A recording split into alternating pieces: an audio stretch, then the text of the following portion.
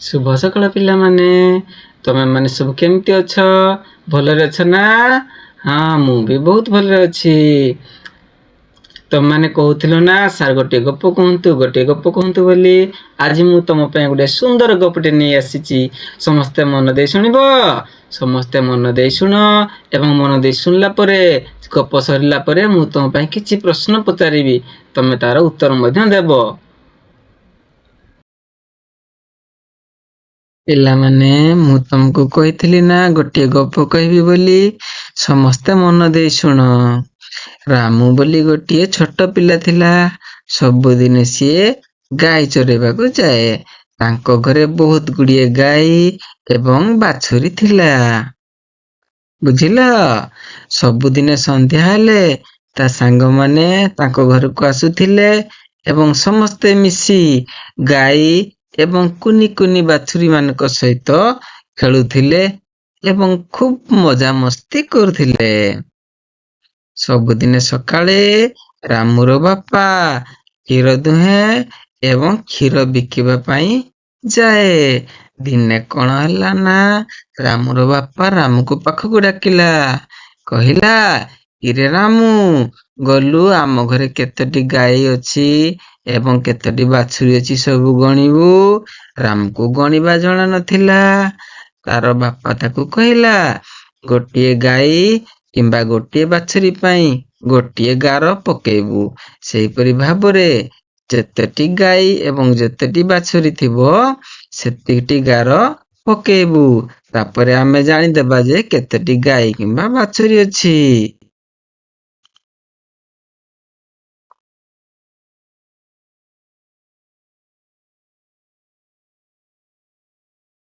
ରାମୁ କଣ କଲା ନା, ଗୋଟିଏ ଗାଈ ପାଇଁ ଗୋଟିଏ ସିଧା ଗାର ପକେଇଲା। ସେହିପରି ଭାବରେ ଦୁଇଟି ଗାଈ ପାଇଁ ଦୁଇଟି ସିଧା ଗାର ପକେଇଲା। ଆଉ ତିନୋଟି ଗାଈ ପାଇଁ ତିନୋଟି ସିଧା ଗାର ପକେଇଲା। ଆଉ ଚାରୋଟି ଗାଈ ପାଇଁ ଚାରୋଟି ସିଧା ଗାର ଏବଂ ପାଞ୍ଚଟି ଗାଈ ପାଇଁ ପାଞ୍ଚଟି ସିଧା ଗାର ପକେଇଲା। ଏବେ ପିଲାମାନେ କହିଲ, 6ଟି ଗାଈକୁ ଆମେ କିପରି ଭାବରେ ଲେଖିବା? 6ଟି ଗାଈକୁ ଆମେ ପ୍ରଥମେ 5ଟି ସିଧା ଗାର ଦେବା, ତାପରେ ଆଉ ଗୋଟିଏ ସିଧା ଗାର ଦେବା। 7ଟି ଗାଈକୁ ଆମେ କିପରି ଭାବରେ ଲେଖିବା? ପ୍ରଥମେ ଆମେ 5ଟି ସିଧା ଗାର ଦେବା, ତାପରେ ଆଉ 2ଟି ସିଧା ଗାର ଦେବା। ଏବେ କହିଲ ପିଲାମାନେ, 11ଟି ଗାଈକୁ ଆମେ କିପରି ଭାବରେ ଲେଖିବା? ପ୍ରଥମେ 5ଟି ସିଧା ଗାର ଦେବା, ତାପରେ ଆଉ 5ଟି ସିଧା ଗାର ଦେବା, ତାପରେ ଆଉ ଗୋଟିଏ ସିଧା ଗାର ଦେବା।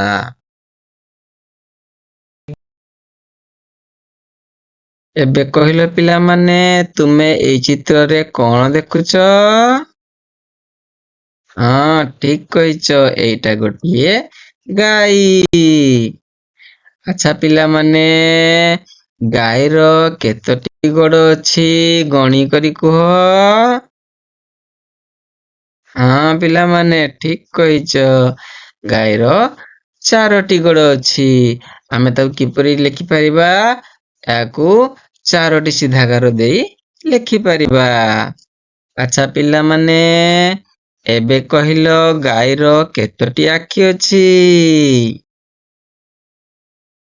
ହଁ ପିଲାମାନେ, ଠିକ କହିଛ, ଗାଈର 2ଟି ଆଖି ଅଛି। ତାକୁ ଆମେ 2ଟି ସିଧା ଗାର ଦେଇ ଲେଖିପାରିବା। ଏବେ ପିଲାମାନେ କହିଲ, ଗାଈର କେତୋଟି କାନ ଅଛି? ହଁ ପିଲାମାନେ, ଠିକ କହିଛ, ଗାଈର 2ଟି କାନ ଅଛି। ତାକୁ ଆମେ 2ଟି ସିଧା ଗାର ଦେଇ ଲେଖିପାରିବା। ଏବେ ପିଲାମାନେ କହିଲ, ଗାଈର କେତୋଟି ଲାଙ୍ଗୁଡ଼ ଅଛି? ହଁ ପିଲାମାନେ, ଠିକ କହିଛ, ଗାଈର ଗୋଟିଏ ଲାଙ୍ଗୁଡ଼ ଅଛି। ତାକୁ ଆମେ ଗୋଟିଏ ସିଧା ଗାର ଦେଇ ଲେଖିପାରିବା।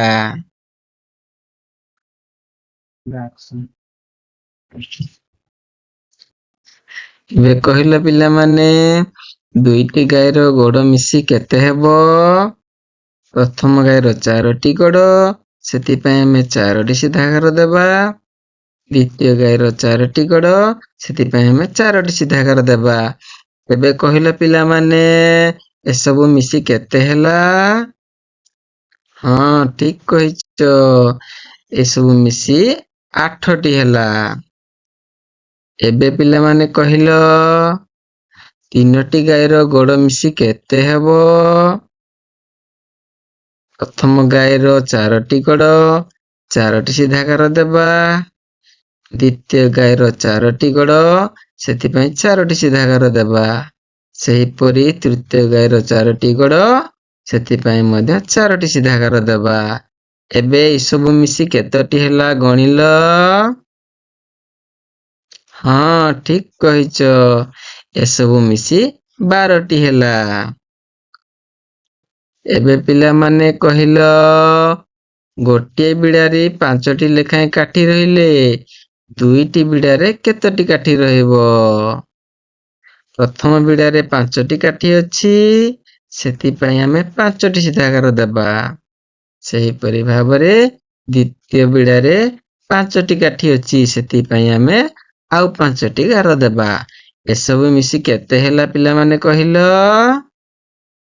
ହଁ, ଠିକ୍ କହିଛ। ଏସବୁ ମିଶି ହେଇଗଲା 10ଟି।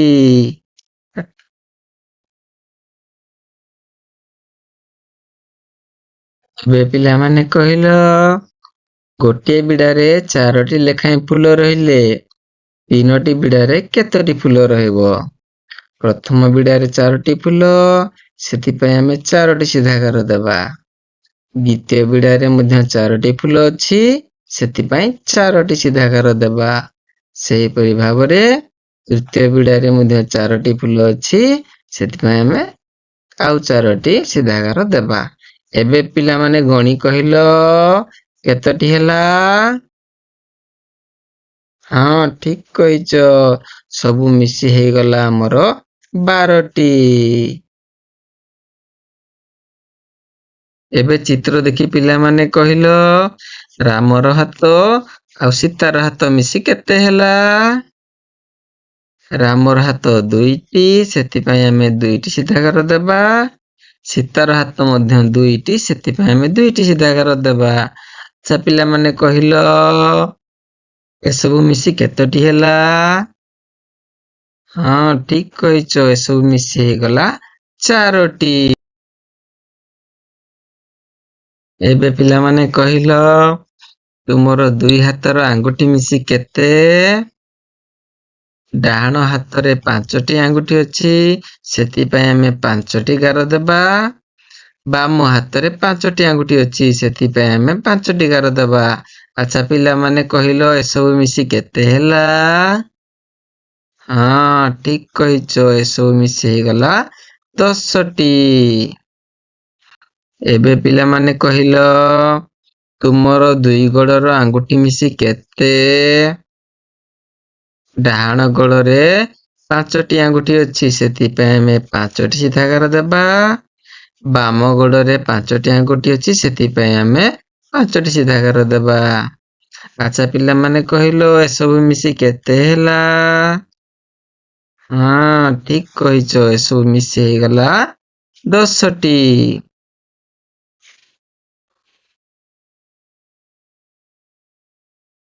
ଏବେ ପିଲାମାନେ କହିଲ, ତୁମର ହାତ ଆଙ୍ଗୁଠି ଓ ଗୋଡ଼ ଆଙ୍ଗୁଠି ମିଶି କେତେ? ଡାହାଣ ହାତରେ 5ଟି ଆଙ୍ଗୁଠି ଅଛି, ସେଥିପାଇଁ ଆମେ 5ଟି ସିଧା ଘର ଦେବା। ବାମ ହାତରେ 5ଟି ଆଙ୍ଗୁଠି ଅଛି, ସେଥିପାଇଁ ଆମେ ଆଉ 5ଟି ସିଧା ଘର ଦେବା। ସେହିପରି ଭାବରେ ଡାହାଣ ଗୋଡ଼ରେ 5ଟି ଆଙ୍ଗୁଠି ଅଛି, ଆମେ 5ଟି ସିଧା ଘର ଦେବା। ବାମ ଗୋଡ଼ରେ 5ଟି ଆଙ୍ଗୁଠି ଅଛି, ସେଥିପାଇଁ ଆମେ ଆଉ 5ଟି ସିଧା ଘର ଦେବା। ଏବେ ପିଲାମାନେ କହିଲ, ଏସବୁ ମିଶି କେତେ ହେଲା? ହଁ, ଠିକ୍ କହିଛ। ଏସବୁ ମିଶି ହେଇଗଲା ଆମର 20ଟି। ଆଚ୍ଛା ପିଲାମାନେ, ଆଜି ଆମେ ଏଥିରୁ କଣ ଶିଖିଲେ? ଆମେ ସାଙ୍କେତିକ ଚିହ୍ନ ବା ଟାଲି ଚିହ୍ନ ବ୍ୟବହାର କରି ସଂଖ୍ୟା ଗଣନା କିପରି କରିବା ତାହା ଆମେ ଶିଖିଲେ। ଆଚ୍ଛା ପିଲାମାନେ, ସମସ୍ତେ ମନ ଦେଇ ଶୁଣିଲ ଆଉ ବୁଝିଲ। ଏବେ ମୁଁ ତମକୁ କିଛି ପ୍ରଶ୍ନ ପଚାରିବି। ଆଚ୍ଛା ପିଲାମାନେ, କହିଲ ଦେଖି, ଏଇ ଚିହ୍ନଟି କେଉଁ ସଂଖ୍ୟାକୁ ସୂଚାଉଛି? ହଁ, ଠିକ କହିଛ। ଏଇ ଚିହ୍ନଟି 3କୁ ସୂଚାଉଛି। ଆଚ୍ଛା ପିଲାମାନେ, କହିଲ ଏବେ ଏଇ ଚିହ୍ନଟି କେଉଁ ସଂଖ୍ୟାକୁ ସୂଚାଉଛି? ହଁ, ଏଇ ଚିହ୍ନଟି 5କୁ ସୂଚାଉଛି। ଏବେ ପିଲାମାନେ କହିଲ, 7 ସଂଖ୍ୟାକୁ ଆମେ କିପରି ଭାବରେ ଟାଲି ଚିହ୍ନ ଦ୍ୱାରା ଦର୍ଶାଇବା? ହଁ, ଠିକ କହିଛ। ଆମେ 7 ସଂଖ୍ୟାକୁ 7ଟି ଗାର ଦ୍ୱାରା ଦର୍ଶାଇବା। ପ୍ରଥମେ 5ଟି ଗାର ଦେବା, ତାପରେ ଆଉ 2ଟି ଗାର ଦେବା। ଏବେ ପିଲାମାନେ କହିଲ, ଏହି ପ୍ରଶ୍ନରେ କେଉଁ ଚିହ୍ନ 8କୁ ସୂଚାଉଛି? ହଁ, ପ୍ରଥମେ 5ଟି ଗାର, ତାପରେ ଆଉ 3ଟି ଗାର।